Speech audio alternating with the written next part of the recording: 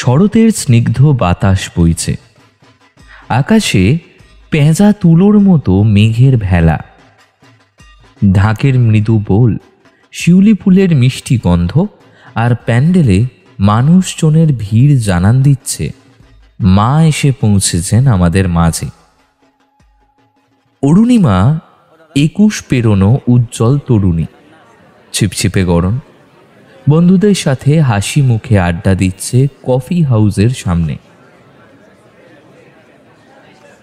সাহিত্যের প্রতি তার অগাধ আগ্রহ, পুজোর আগে নতুন বই দেখতে আসা ওর পুরনো অভ্যেস। আজ অবশ্য একটু অন্যমনস্ক, কারণ ওর প্রিয় লেখক অভিরূপ সেনগুপ্ত নতুন উপন্যাস বেরোনোর কথা, কিন্তু কোথাও খুঁজে পাচ্ছে না সে। ধুর, অভিরূপের নতুন বইটা কিছুতেই পাচ্ছি না, সব দোকানে সোল্ড আউট।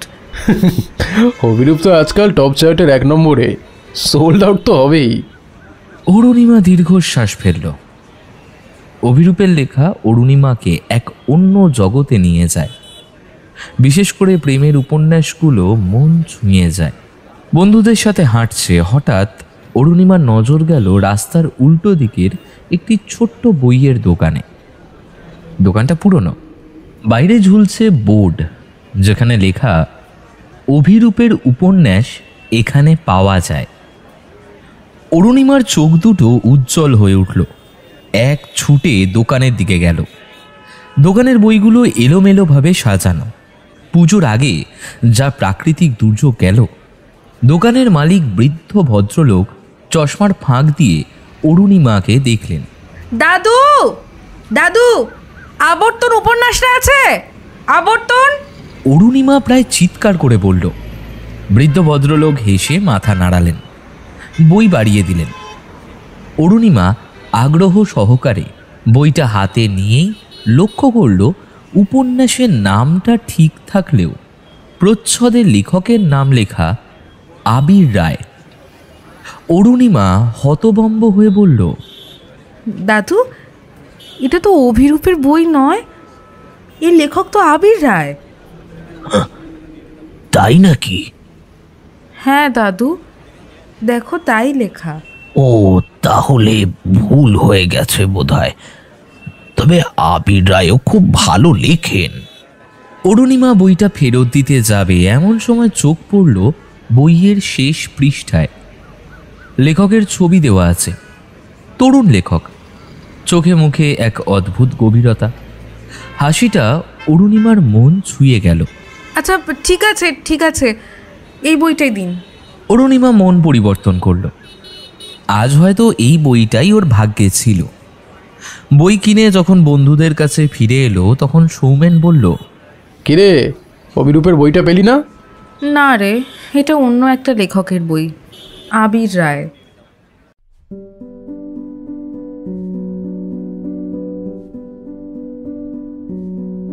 বাড়ি ফিরে বইয়ের প্রথম কয়েকটি পাতা পড়ার পরই অরুণিমা মুগ্ধ হয়ে গেল। আবির রায়ের লেখার ভঙ্গি খুবই চমৎকার, শব্দচয়ন মন ছুঁয়ে যায়, গল্পের চরিত্রগুলো চোখের সামনে জীবন্ত হয়ে ওঠে। অভিরূপের লেখার সঙ্গে মিল খুঁজে পেল সে। রাতের মধ্যেই অর্ধেক বই শেষ করে ফেলল। পরদিন অষ্টমী। অরুণিমা বাড়ির লোকেদের সঙ্গে প্যান্ডেল হপিং করছে। একটি বড় প্যান্ডেলের সামনে ভিড় ঠেলে যাচ্ছে, তখন হঠাৎ চোখে পড়ে গেল প্যান্ডেলের ভেতরে একটি মঞ্চের দিকে। মঞ্চে বসে এক ব্যক্তি তার নিজের বইতে অটোগ্রাফ দিচ্ছে। ভিড় ঠেলে এগিয়ে যেতেই অরুণিমা স্তম্ভিত হয়ে গেল। মঞ্চে বসে আছে সেই তরুণ যার ছবি সে আবির রায়ের বইয়ে দেখেছিল। অরুণিমা হৃৎস্পন্দন বেড়ে গেল। আবির রায় এখানে! অরুণিমা দ্রুত কাঁধের ব্যাগ থেকে বইটি বের করে ভিড় ঠেলে আবিরের কাছে পৌঁছালো। তারপর মুগ্ধ হয়ে জিজ্ঞেস করল, আপনি আবির রায়? আবির মুখ তুলে তাকালো, চোখে এক ঝলক হাসি। হ্যাঁ, আমি আবির রায়। আমি আমি অরুণিমা, আপনার আবর্তন উপন্যাসটা পড়ছি, অসাধারণ লাগছে। ধন্যবাদ, তোমার নামটাও খুব সুন্দর। অরুণিমা বইটা বাড়িয়ে দিল অটোগ্রাফের জন্য। আবির অটোগ্রাফ দিতে দিতে বলল, আমি জানি তুমি আমায় কেন খুঁজছো। কেন? কারণ তুমি অভিরূপকে খুঁজছো, তাই না? আবির রায়ের কথায় অনুরিমা বোবা হয়ে গেল। আবিরের দিকে তাকিয়ে রইল। আবিরের মুখে মুচকি হাসি, যেন সেই অরুণিমার মনের কথা সে বুঝতে পেরেছে। অরুণিমা ফিসফিস করে জিজ্ঞেস করল, কি করে জানলেন? কারণ আমি অভিরূপ। অরুণিমা যেন নিজের কানকেই বিশ্বাস করতে পারছে না।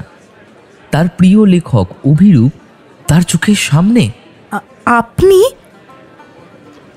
আপনি অভিরূপ? কিন্তু বইয়ের প্রচ্ছদে যে আবির রায় লেখা, সেটা কেন? আসলে অভিরূপ আমার ছদ্মনাম, আমার আসল নাম আবির রায়। আমি চাইনি আসল নাম সবার সামনে আসুক। প্রকাশক নতুন সংস্করণে নামটা বদলে দেবেন বলেছেন।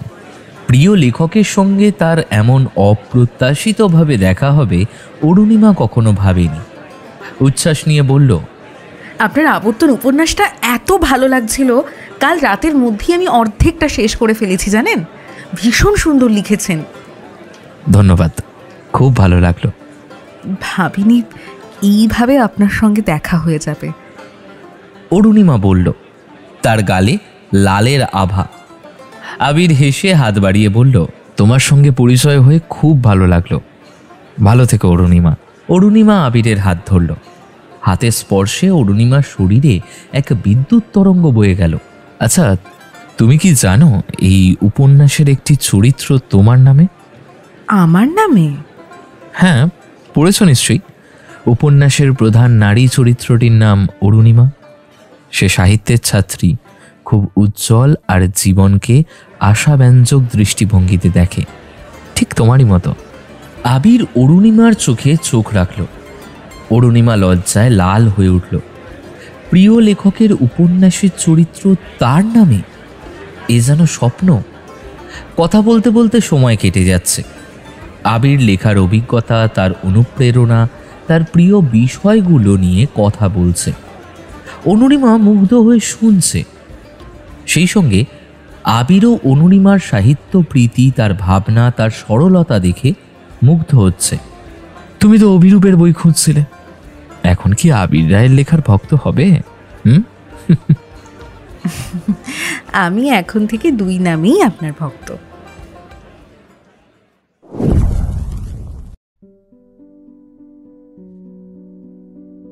পুজোর দিনগুলো এইভাবেই কেটে গেল। অরুণিমা আর আবিরের মধ্যে গড়ে উঠল এক সুন্দর বন্ধুত্ব। তারা প্রায়ই দেখা করে, সাহিত্য নিয়ে আলোচনা করে, গল্প করে। অরুণিমা লক্ষ্য করল, আবির শুধু অসাধারণ লেখকই নয়, বরং সহজ সরল, বিনয়ী এবং অত্যন্ত সংবেদনশীল মানুষ। আবিরও অনুরিমার বুদ্ধিমত্তা, সরলতা এবং তার জীবনকে দেখার ভিন্ন দৃষ্টিকোণ দেখে মুগ্ধ। পুজো শেষ হয়ে যাবার পর শহর স্বাভাবিক ছন্দে ফিরতে শুরু করেছে। এদিকে অনুরিমা আর আবিরের জীবনে নতুন প্রেমের গল্প শুরু হয়েছে। এক অচেনা আগন্তুক, যার বই ভুলবশত হাতে এসেছিল, সে এখন অনুরিমার জীবনের এক অবিচ্ছেদ্য অংশ হয়ে উঠেছে। এক সন্ধ্যায় কলেজ স্ট্রিটে সেই পুরনো বইয়ের দোকানের সামনে দাঁড়িয়ে আবির অনুরিমাকে বলল, আমার মনে হয় সেদিন তোমার হাতে ভুল করে আসা আমার বইটা নিয়তির খেলা। হয়তো। আর এটাই আমাদের দুর্গাপুজোর প্রেম। দুর্গাপুজো দিনগুলো জাদুর কাঠি বুলিয়ে দিয়েছে অনুরিমা আর আবিরের জীবনে। কলেজ স্ট্রিটের কফি হাউস থেকে শুরু করে ভিক্টোরিয়া মেমোরিয়ালের সবুজ ঘাস, রবীন্দ্র সরোবর পাড়, কলকাতার আনাচে কানাচে তাদের প্রেমের গল্প ডানা মেলতে শুরু করেছে। সফল লেখক হলেও আবিরের জীবনযাত্রায় এক অদ্ভুত সারল্য।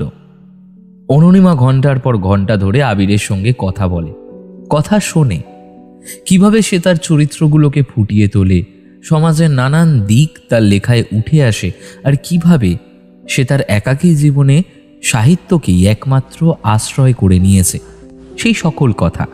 আচ্ছা আবির, তুমি আবর্তন উপন্যাসে অরুণিমা চরিত্রটাকে এতটাই নিখুঁতভাবে ফুটিয়ে তুলেছ, মনে হয় যেন তুমি আমাকে আগে থেকেই চিনতে এবং জানতে। এটা কিরকম কেন? লেখার পর অনেক সময় বাস্তবের সাথে চরিত্রের মিল খুঁজে পাওয়া যায়। তবে সত্যি বলতে সেই চরিত্রটার মধ্যে আমি এমন একজন মানুষকে কল্পনা করেছি যে প্রাণোচ্ছল আর আশাবঞ্জক দৃষ্টিভঙ্গি দিয়ে মুছে দিতে পারে জীবনের যত বাধা ভরা শঙ্কা, ব্যর্থতা। তোমার সঙ্গে পরিচয় হওয়ার পর মনে হয়েছে আমার কল্পনার সেই অরুণিমা তুমি। অনুরিমা লজ্জায় রাঙা হয়ে উঠল। তাদের সম্পর্ক বন্ধুত্বের সীমা ছাড়িয়ে প্রেমের দিকে এগিয়েছে। একে অপরের প্রতি তাদের অনুভূতিগুলো স্পষ্ট হয়ে উঠছে, কিন্তু কেউই প্রথম কথাটা বলতে পারছে না। কয়েক সপ্তাহ পর এক মেঘলা দুপুরে আবির অনুরিমাকে ফোন করল। অরুণিমা, আমার সঙ্গে শান্তিনিকেতন যাবে? আমার খুব প্রিয় জায়গা, ওখানে বসেই আমার লেখার জন্ম। অবশ্যই আবির। পরের সপ্তাহেই তারা রওনা হলো শান্তিনিকেতনের উদ্দেশ্যে। ভোরের কুয়াশা ঢাকা পথঘাট, লাল মাটির সোদা গন্ধ আর শালবনের নীরবতা মন ছুঁয়ে গেল। শান্তিনিকেতনে পৌঁছে দুজনে মিলে বিশ্বভারতী, কলা ভবন আর উপাসনা গৃহ ঘুরে দেখল। ক্লান্ত দুপুরে খোয়াইয়ের প্রান্তরে বসে আবির নতুন উপন্যাসের প্লট নিয়ে কথা বলছে। অনুরিমা মন্ত্রমুগ্ধের মতো শুনছে। হঠাৎ আবির কথা থামিয়ে অনুরিমার হাতটা ধরল।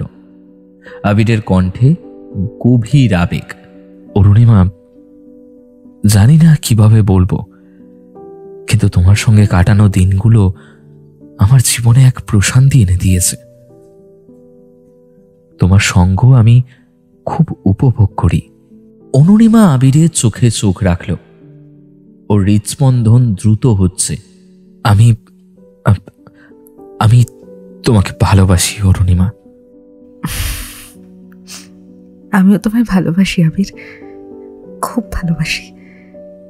সেই মুহূর্তে খোয়াইয়ের রুক্ষ মাটি, শালবনের নীরবতা আর মেঘলা আকাশ তাদের ভালোবাসার সাক্ষী হয়ে রইল। অভিরূপ নামের আড়ালে থাকা লেখক আর তার অচেনা ভক্ত আজ একে অপরের প্রেমে সিক্ত। কলকাতায় ফিরে আসার পর তারা এখন একে অপরের সঙ্গে সময় কাটায়। অরুণিমার স্বপ্ন ছিল প্রিয় লেখকের সঙ্গে দেখা করার, আর সেই স্বপ্ন এখন এক মধুর বাস্তবতায় পরিণত হয়েছে। তাদের প্রতিটা মুহূর্ত কাটছে রূপকথার মতো। আবিরের লেখক জীবন, অরুণিমার সাহিত্য নিয়ে পড়াশোনা, সবকিছু মিলেমিশে তাদের সম্পর্ক এক অন্য মাত্রা দিয়েছে। এক সন্ধ্যায় আবির অরুণিমাকে তার নতুন ফ্ল্যাটে নিয়ে এলো। ফ্ল্যাটটা সুসজ্জিত, রুচিশীল আসবাবপত্র আর অসংখ্য বইয়ে ভরা। আবির বলল, এটা আমার নতুন ফ্ল্যাট। এতদিন তোমায় বলিনি, আমার প্রকাশনা সংস্থা এটা উপহার দিয়েছে গত উপন্যাসের অভাবনীয় সাফল্যের জন্য। বাহ, খুব সুন্দর ফ্ল্যাটটা। জানতাম তুমি একজন সফল লেখক, কিন্তু এত সফল সেটা কিন্তু আমার জানা ছিল না। সফলতা ক্ষণস্থায়ী অরুণিমা, আসল আনন্দ হচ্ছে লেখার মধ্যে। ওরা একসাথে ডিনার করছে, আর আবির তার পরবর্তী উপন্যাসের প্লট নিয়ে অরুণিমার সঙ্গে আলোচনা করছে। অরুণিমা অনুভব করল আবির জীবনে প্রতিটা গুরুত্বপূর্ণ অংশে তাকে অন্তর্ভুক্ত করছে, যা তাকে গভীর এক আনন্দ দিচ্ছে। রাতের শান্ত পরিবেশে আবিরের ফোনটা বেজে উঠল। স্ক্রিনে একটা নাম্বার দেখে আবির একটু ইতস্তত করল, তারপর ফোনটা ধরল। হ্যালো। ওপাশ থেকে একটি মেয়ের কণ্ঠস্বর ভেসে এলো। আবির কিছু বলতে পারছে না, শুধু শুনছে। তার চোখে মুখে এক ধরনের অস্থিরতা ফুটে উঠছে। অরুণিমা আবিরের মুখের দিকে তাকিয়ে চিন্তিত হয়ে উঠল। আবির ফোনটা রেখে দিল। মুখটা ফ্যাকাশে হয়ে গেছে তার। আবিরের কণ্ঠস্বরে দুশ্চিন্তা স্পষ্ট, যা অনুরিমার চোখ এড়ালো না। আবির হঠাৎ উঠে দাঁড়ালো। আমার একটু মাথা ধরেছে, তোমায় কি বাড়ি পৌঁছে দেব?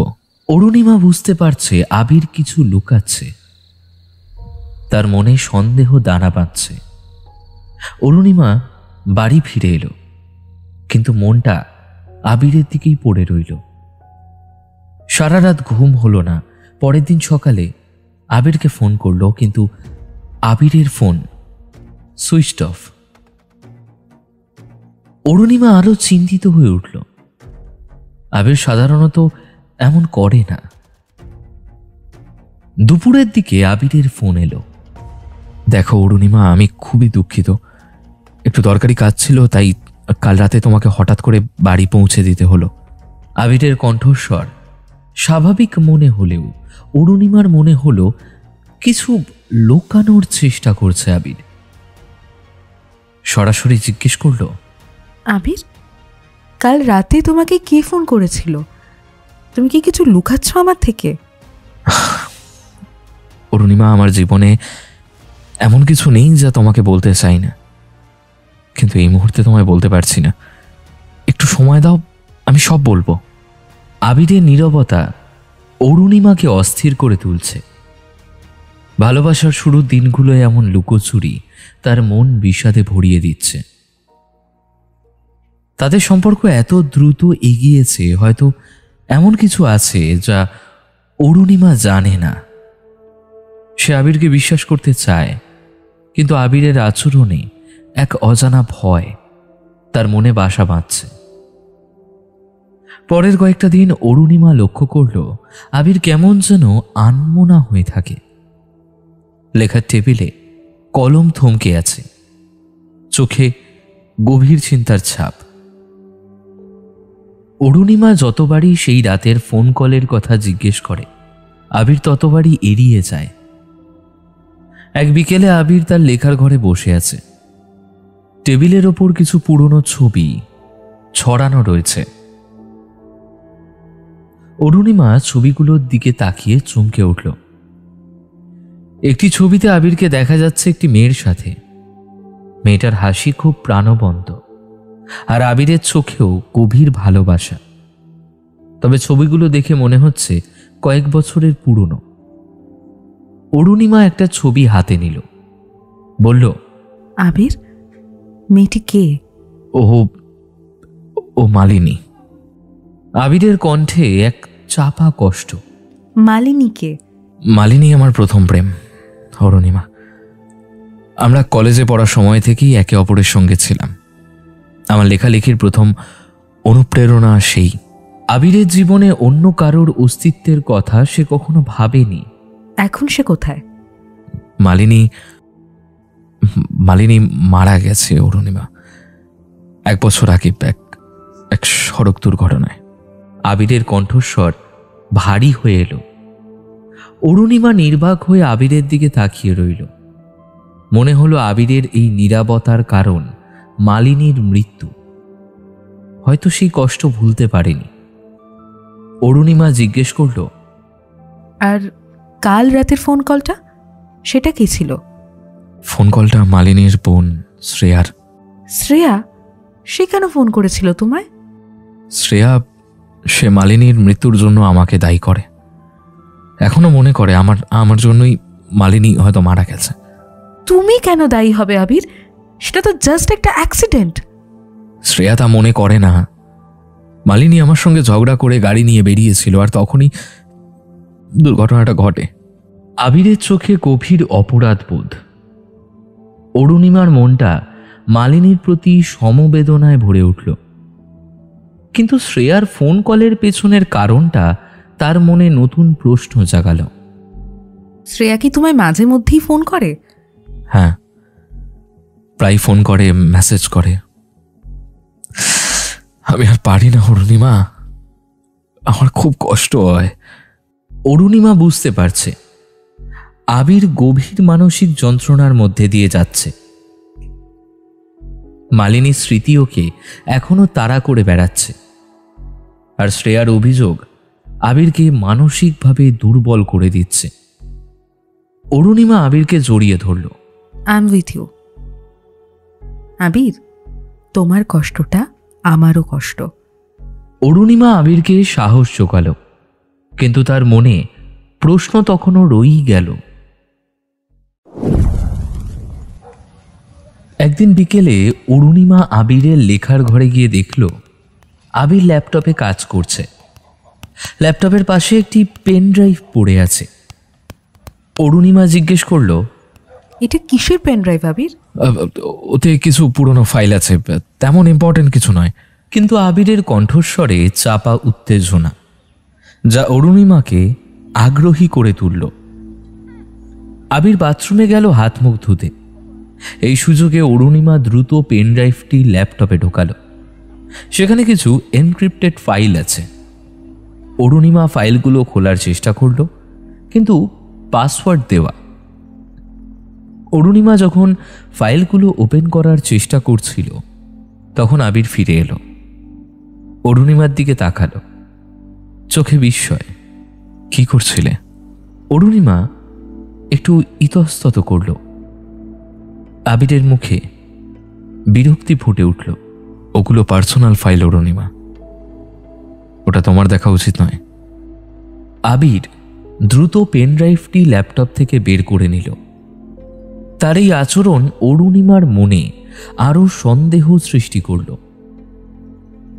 অরুণিমা আবিরের ফ্ল্যাট থেকে ফিরে এলো, কিন্তু তার মন পেনড্রাইভের রহস্যে আটকে রইল। পরদিন অরুণিমা বন্ধু সৌমেনকে ফোন করল। Soumen computer expert. অরুণিমা তাকে সব খুলে বলল। সোমেন, তুই কি আমায় এনক্রিপ্টেড ফাইল খুলতে সাহায্য করতে পারিস?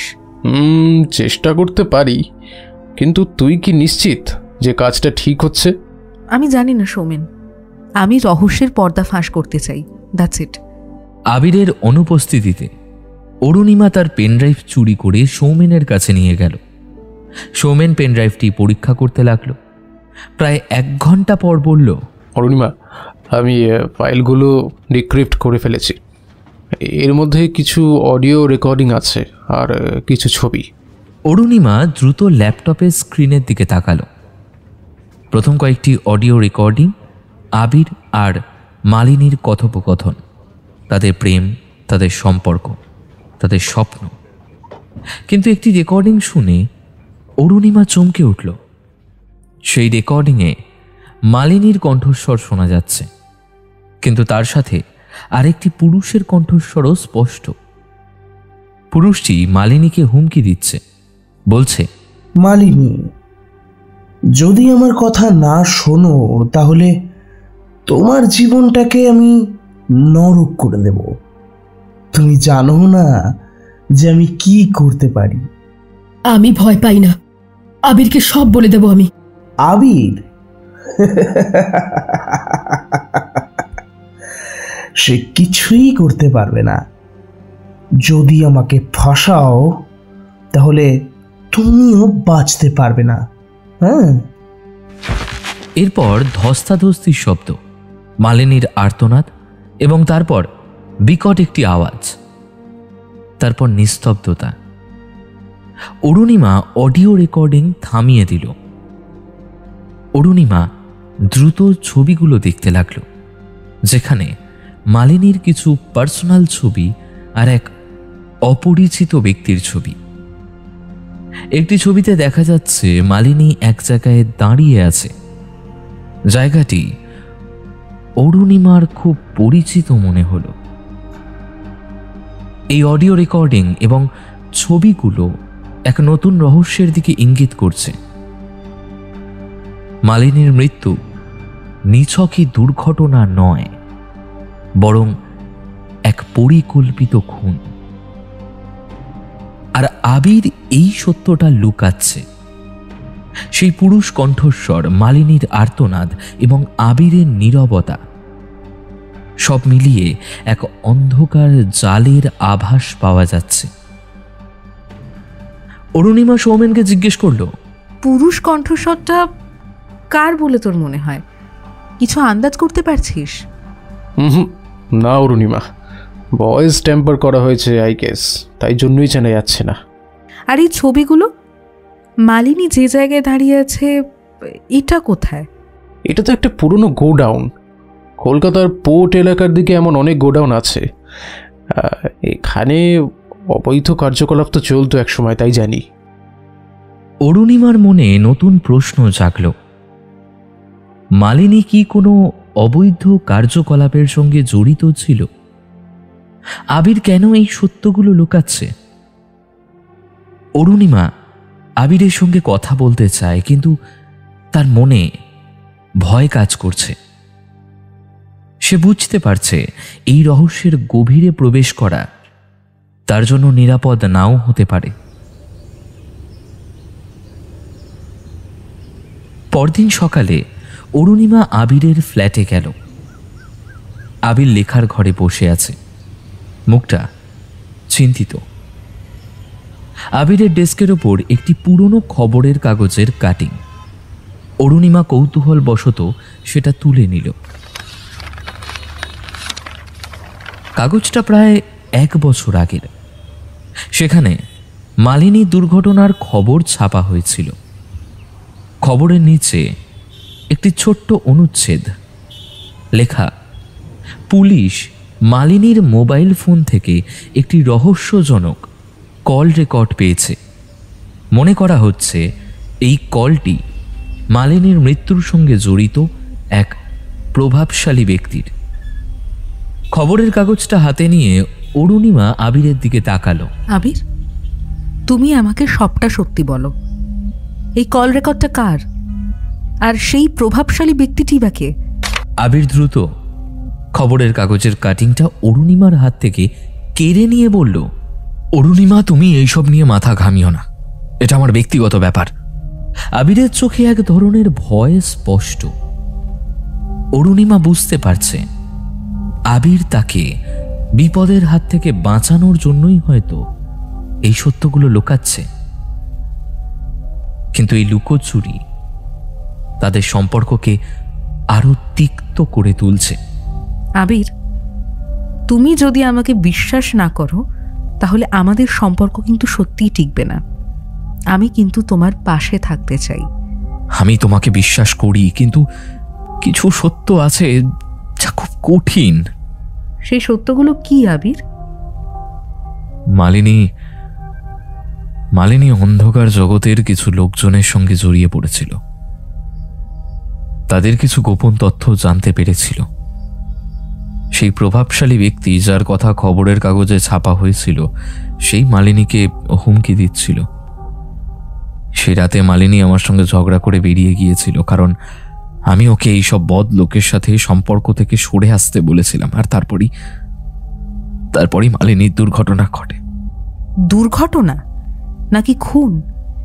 তোমার পেন ড্রাইভে যে অডিও রেকর্ডিং আছে তাতে মালিনীর আর্তনাদ শোনা যাচ্ছে, আর সাথে একটা পুরুষের কণ্ঠস্বর যে তাকে হুমকি দিচ্ছে বারবার। তুমি পেন ড্রাইভটা দেখেছো? হ্যাঁ। আমি তোমাকে সব বলবো, কিন্তু এটা খুব বিপজ্জনক। আমি ভয় পাই না আবির, শুধু সত্যিটা জানতে চাই। বেশ, তাহলে শোনো। মালিনী মডেল ছিল। সে কিছু নামকরা ইভেন্ট ম্যানেজমেন্ট সংস্থার সঙ্গে কাজ করত, কিন্তু সেই সংস্থাগুলো আসলে অন্ধকার জগতের প্রভাবশালী ব্যক্তিদের আড়াল হিসেবে কাজ করত।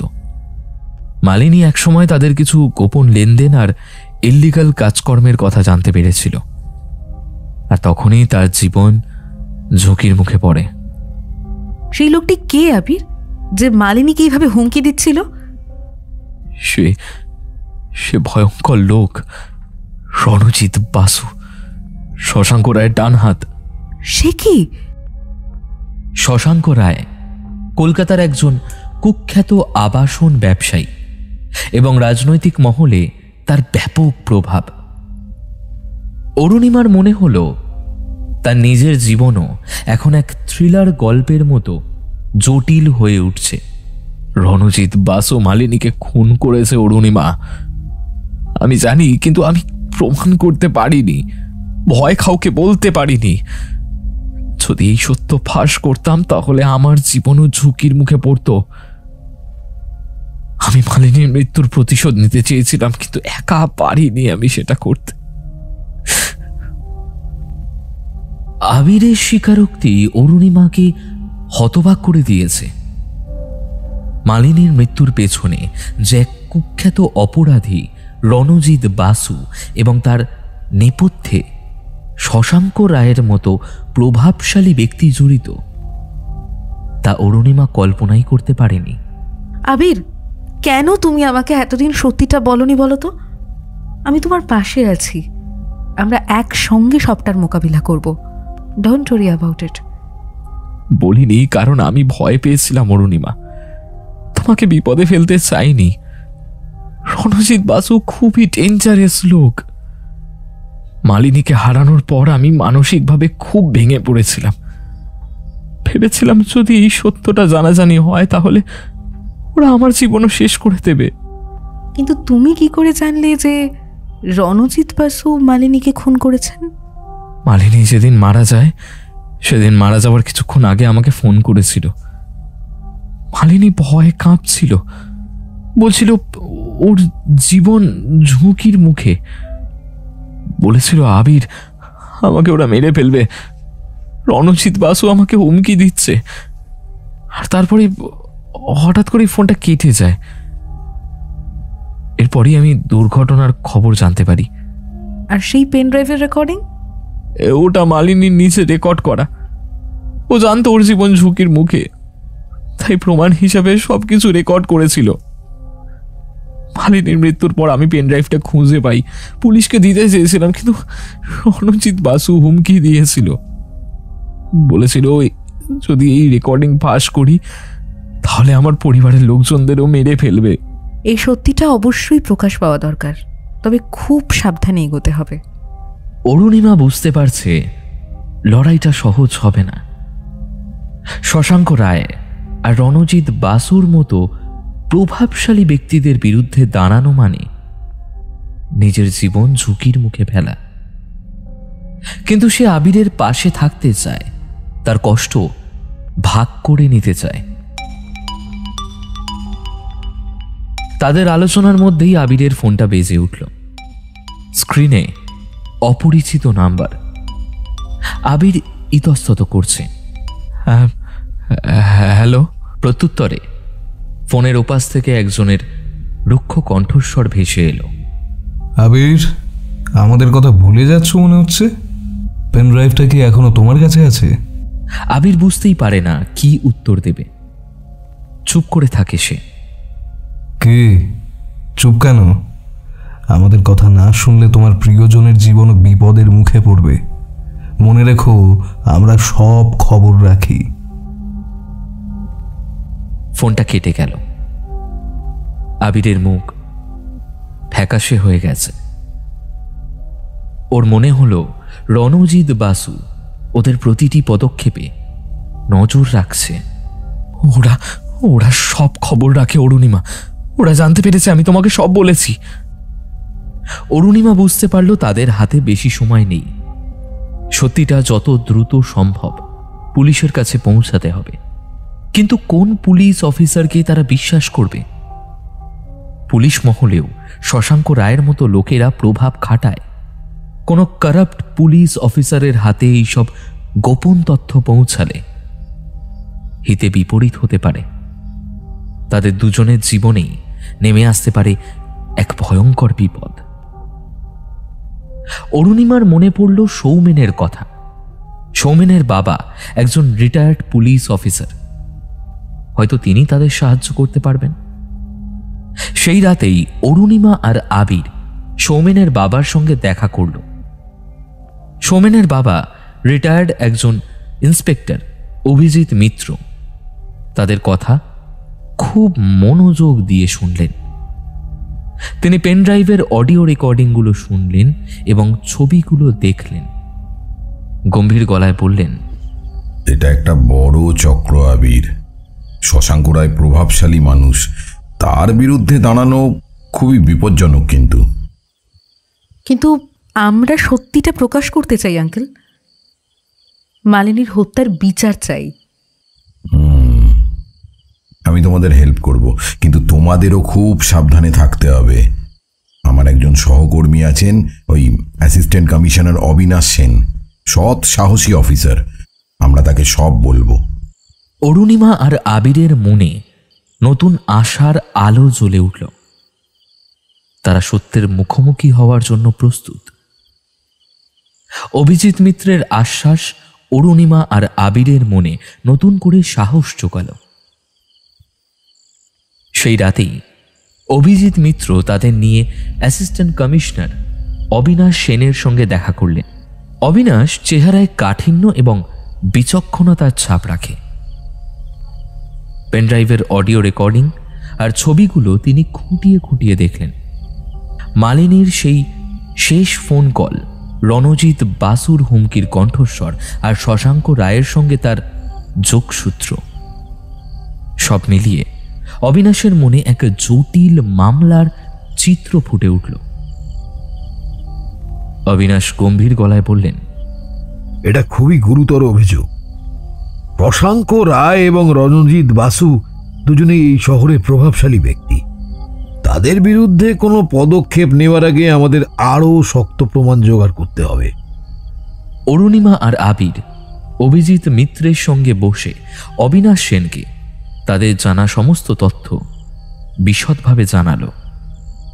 আবির তার অতীতের ভয়, মালিনীর মৃত্যুতে তার অপরাধ বোধ এবং রণজিৎ বাসুর হুমকির কথা অকপটে স্বীকার করল। অরুণিমাও তার সন্দেহ এবং কিভাবে সে আবিরের পেনড্রাইভের রহস্য উন্মোচন করেছে সে সম্পর্কে বলল। তোমরা হয়তো শুনে থাকবে, রোহন চৌধুরীর খুনের যে তদন্ত আমি করেছিলাম তার পেছনেও শশাঙ্ক রায়ের হাত ছিল। আর রোহন শশাঙ্ক রায়ের অবৈধ কার্যকলাপের প্রমাণ ফাঁস করতে চেয়েছিল। অরুণিমা আর আবির অবাক হয়ে শুনছে। রোহন চৌধুরীর খুনের রহস্য যা তারা সংবাদপত্রে পড়েছিল, তার সঙ্গে যে তাদের নিজেদের জীবনের গল্প এইভাবে মিলে যাবে তা তারা কল্পনাও করেনি। অবিনাশ বললেন, আমার মনে হচ্ছে শশাঙ্ক রায় তার অবৈধ সাম্রাজ্য রক্ষা করতে যে কাউকে বলি দিতে পারে। মালিনীও হয়তো তার গোপন কোনো তথ্য জেনে গিয়েছিল, তাই তাকে সরিয়ে দেওয়া হয়েছে। এটা নিছকই সড়ক দুর্ঘটনা নয়, এটা পরিকল্পিত খুন। অবিনাশ তার টিমকে নির্দেশ দিলেন শশাঙ্ক রায় এবং রণজিৎ বাসুর গতিবিধি নিবিড়ভাবে পর্যবেক্ষণ করতে, আর এটাও নিশ্চিত করলেন এই তদন্তে যেন সর্বোচ্চ গোপনীয়তা বজায় থাকে, কারণ প্রভাবশালী শত্রুর বিরুদ্ধে কাজ করাটা খুবই বিপজ্জনক। অবিনাশ অরুণিমা আর আবিরকে আশ্বস্ত করলেন, দেখো, তোমাদের জীবনের ঝুঁকি আছে, তাই আপাতত সর্বসমক্ষে ঘোরাফেরা করা চলবে না। আমি তোমাদের নিরাপত্তার ব্যবস্থা করছি। সেই রাত থেকেই অরুণিমা আর আবিরের জীবনে এক নতুন মোড় এলো।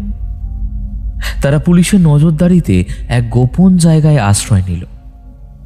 তাদের মনে একদিকে ভয়, অন্যদিকে মালিনীর মৃত্যু বিচার পাওয়ার এক তীব্র আকাঙ্ক্ষা।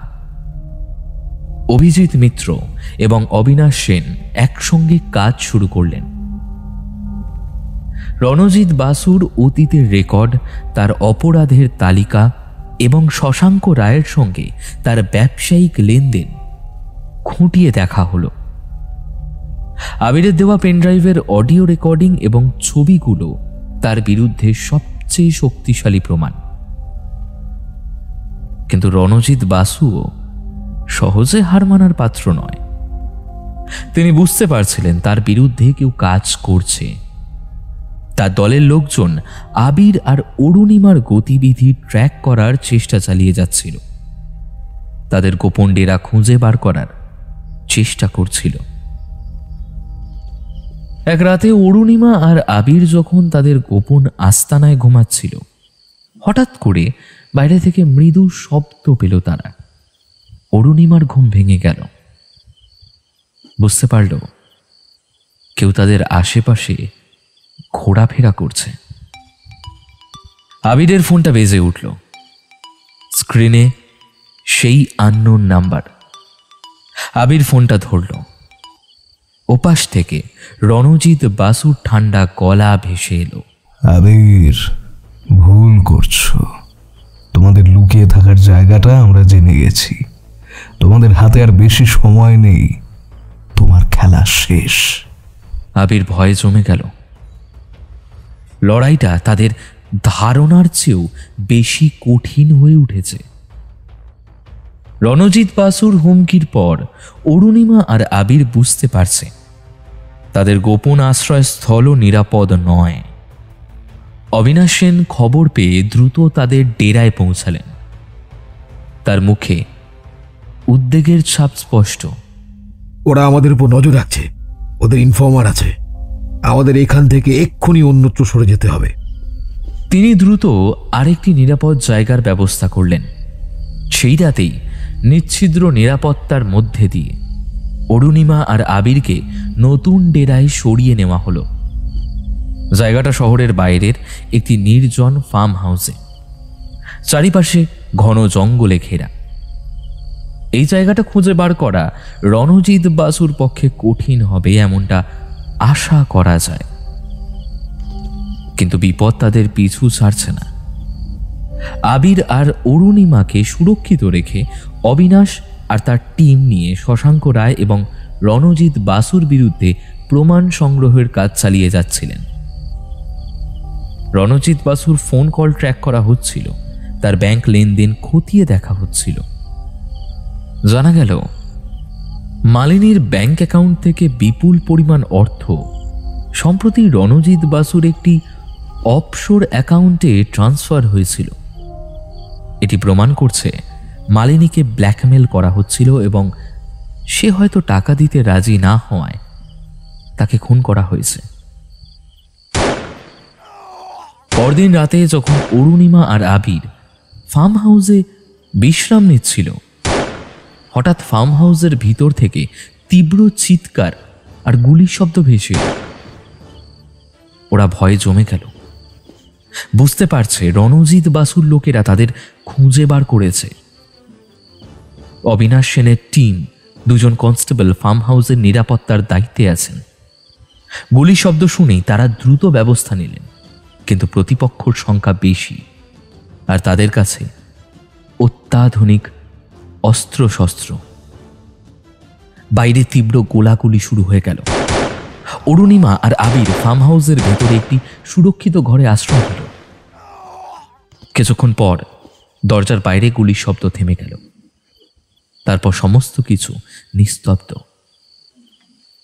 অরুণিমা আর আবির ভয়ে কাঁপছে, বুঝতে পারছে না বাইরে কি ঘটে গেল।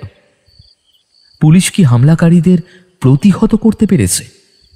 অরুণিমা, আবির, আমি অবিনাশ। অরুণিমা দ্রুত দরজা খুলল। অবিনাশ ভেতরে এলেন। তার মুখে উদ্বেগের ছাপ, কিন্তু চোখে এক ধরনের দৃঢ়তা। আমরা ওদের সামলে নিয়েছি। দুজন কনস্টেবল গুরুতর আহত হয়েছেন, ওদের হসপিটালে নিয়ে যাওয়া হচ্ছে। অরুণিমা আর আবির স্বস্তির নিঃশ্বাস নিল। তারা জানতো লড়াই শেষ হয়নি। রণজিৎ বাসু আরো মরিয়া হয়ে উঠবে। তারা বুঝতে পারছে এই সত্যটা ফাঁস করার জন্য তাদের কতটা মূল্য দিতে হতে পারে। ওরা জানতে পেরেছে আমাদের কাছে পেনড্রাইভ আছে, ওরা ওটা চায়। হ্যাঁ, আর সেজন্যই ওরা এত মরিয়া হয়ে উঠেছে। হাতে বেশি সময় নেই, প্রমাণগুলো যত দ্রুত সম্ভব আদালতে জমা দিতে হবে। তিনি সিদ্ধান্ত নিলেন এবার সরাসরি রণজিৎ বাসুর আস্তানায় হানা দিতে হবে।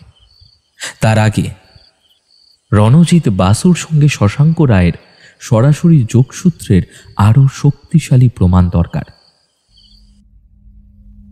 রণজিৎ হামলার পর অরুণিমা আর আবিরের জীবন এক নিদারুণ অনিশ্চয়তার মধ্যে চলে গিয়েছে।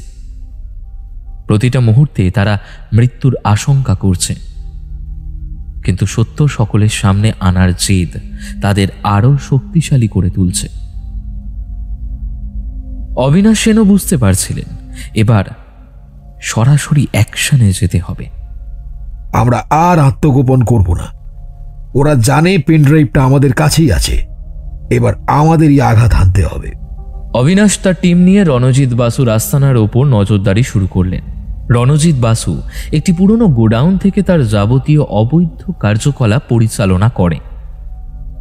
এটি শহরের এক কোণে, যেখানে জনবসতি খুবই কম। অভিজিৎ মিত্র তার দীর্ঘদিনের অভিজ্ঞতা দিয়ে অবিনাশকে সাহায্য করছিলেন রণজিতের গতিবিধি বুঝতে। এক রাতে যখন রণজিৎ বাসু তার গোডাউনে একটি গোপন মিটিং করছে, তখনই অবিনাশের টিম হানা দিল। সেটি এক বিপজ্জনক অভিযান। গোডাউনের ভেতরে অন্ধকার, আর রণজিতের লোকজনও সশস্ত্র। তীব্র ধস্তাধস্তি আর গুলি শব্দে গোডাউনের এলাকা কেঁপে উঠল। অবিনাশের টিম দক্ষতার সঙ্গে পরিস্থিতি সামাল দিল। কিছুক্ষণের মধ্যেই রণজিৎ বাসুর বেশ কয়েকজন লোক ধরা পড়ল। রণজিৎ নিজেও পালানোর চেষ্টা করেছিল, কিন্তু অবিনাশ তাকে জাপটে ধরলেন। তুমি শেষ রণজিৎ। তুমি কিছুই প্রমাণ করতে পারবে না ইন্সপেক্টর। শশাঙ্ক রায় আমায় বাঁচিয়ে নেবে। শশাঙ্ক রায়ও ধরা পড়বে রণজিৎ। আমাদের কাছে তোমাদের সমস্ত অবৈধ লেনদেনের প্রমাণ আছে, আর মালিনীর পেন ড্রাইভের রেকর্ডিংও আছে। রণজিতের মুখ ফ্যাকাশে হয়ে গেল। সে বুঝতে পারছে আর রক্ষে নেই। রণজিৎ ধরা পড়লেও শশাঙ্ক তখনও ধরা ছোঁয়ার বাইরে। তার ক্ষমতার প্রভাব এতটাই বেশি যে তাকে হাতে নাতে ধরতে না পারলে সে আইনের ফাঁক দিয়ে বেরিয়ে যেতে পারে। অবিনাশ দ্রুত রণজিৎ বাসুকে জেরা করলেন। প্রথমে এসে কিছুই বলতে চাইছিল না, কিন্তু প্রমাণ আর কঠোর জিজ্ঞাসাবাদের মুখে পড়ে শেষ পর্যন্ত সে মুখ খুলল। রণজিৎ স্বীকার করল, শশাঙ্কর নির্দেশে সে মালিনীকে ব্ল্যাকমেল করত। মালিনী শশাঙ্ক রায়ের কিছু গোপন ব্যবসায়িক চুক্তি আর মানব পাচারের তথ্য জেনে গিয়েছিল, যা ফাঁস হয়ে গেলে শশাঙ্কর পুরো সাম্রাজ্য ধসে যেত। রণজিতের এই স্বীকারোক্তি মালিনীর খুনের রহস্য সম্পূর্ণ পরিষ্কার করে দিল। সড়ক দুর্ঘটনা নয়, বরং শশাঙ্কর নির্দেশে একটি ঠান্ডা মাথার খুন ছিল সেটা। আর এই সত্য আবিরের জীবনের সমস্ত অপরাধ বোধ মুছে দিল। মালিনীর মৃত্যুর জন্য সে দায়ী নয়, সে শুধুমাত্র পরিস্থিতির শিকার। অবিনাশ রণজিতের স্বীকারোক্তি রেকর্ড করলেন। এটি শশাঙ্কর বিরুদ্ধে সবচেয়ে শক্তিশালী প্রমাণ। এখন শুধু তাকে আইনের আওতায় আনা বাকি। অবিনাশ তার টিমকে নির্দেশ দিলেন শশাঙ্ক রায়কে গ্রেপ্তার করার জন্য, কিন্তু শশাঙ্ক ততক্ষণে গা ঢাকা দিয়েছে।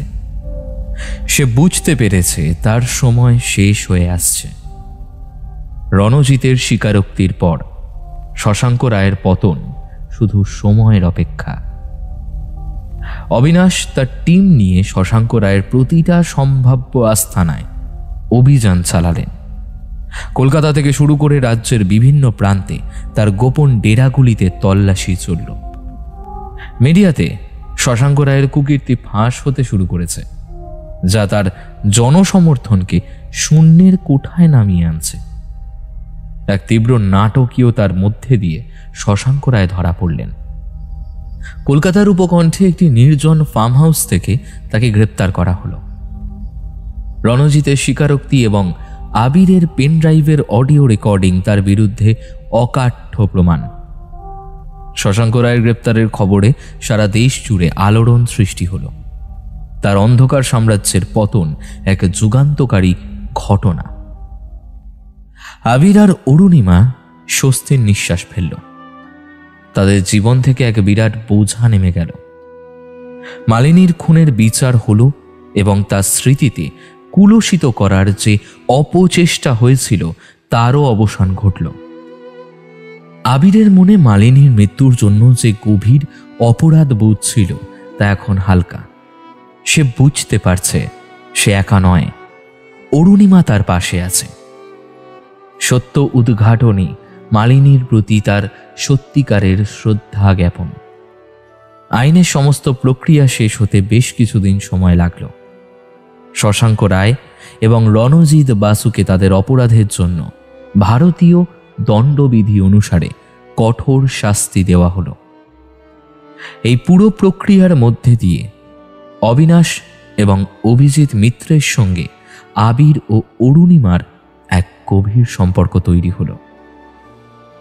অবিনাশ তার কঠোর চেহারার আড়ালে এক মানবিক দিক প্রকাশ করলেন, যা আবির ও অরুণিমাকে মুগ্ধ করল।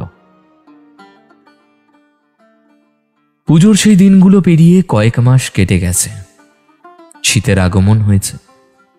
আবির আর অরুণিমা তাদের স্বাভাবিক জীবনে ফিরে এসেছে, কিন্তু তাদের জীবন আগের মতো আর নেই।